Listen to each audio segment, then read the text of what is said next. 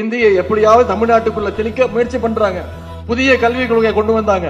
மத்த மாநிலங்கள்லாம் ஏத்துக்குச்சு. தமிழ்நாடு முதலமைச்சர் பார்த்தாரு, புதிய கல்விக் கொள்கையை கொண்டு வந்தா மீண்டும் தமிழ்நாட்டுக்குள்ள இந்திய திணிக்க முயற்சிக்கிறாங்க. குறுக்கு வழியில மீண்டும் சமஸ்கிருதத்தை தமிழ்நாட்டுக்குள்ள முயற்சிக்க செய்யறாங்க. குலக்கல்வி திட்டத்தை மீண்டும் தமிழ்நாட்டுக்குள்ள கொண்டு வர பார்க்கறாங்கன்னு முதலமைச்சர் அவர்கள் மறுத்தார். ஒன்றிய பள்ளி கல்வித்துறை அமைச்சர் திரு தர்மேந்திர பிரதான் சொன்னார், இந்தியாவில் இருக்கக்கூடிய மற்ற மாநிலங்கள்லாம் ஏத்துக்குச்சு, ஆனா தமிழ்நாடு மட்டும் ஏன் ஏத்துக்க மாட்டேங்குது? தமிழ்நாடு ஏத்துக்கலன்னா ஒன்றிய அரசு தமிழ்நாட்டுக்கு கொடுக்க வேண்டிய வரி பகிர்வு 2500 கோடி தர முடியாது அப்படின்னு சொன்னார் ஒன்றிய பள்ளி கல்வித்துறை அமைச்சர். நம்முடைய முதலமைச்சர் கழக தலைவர் என்ன தெரியுமா சொன்னாரு?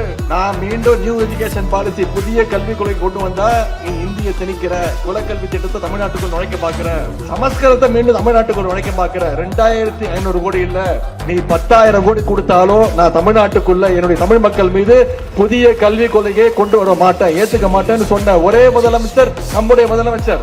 இதுவே நீங்க நினைச்சு பாருங்க, நம்முடைய தலைவர் முதலமைச்சராக இல்லாம நம்பர் 1 அடிமை நிரந்தர பொதுச் செயலாளர், அதிமுகவுடைய நிரந்தர பொதுச் செயலாளர் திரு எடப்பாடி பழனிசாமி அவர்கள் முதலமைச்சரா இருந்திருந்தாருன்னா என்ன நடந்திருக்கும்? 2000 கோடி ஆச்சு, ரொம்ப தேங்க்ஸ் ஜி, நீங்க இங்க வர வேணாச்சு, நானே டெல்லிக்கு வரேன், மூஞ்ச மூடிட்டு வந்துடுறேன், 4 கார் மாறி வந்துடுறேன், நீங்க எங்க நீட்டாலும் நான் கையெழுத்து இல்ல, குட்டிக்கரணை கூட போடுறேன்.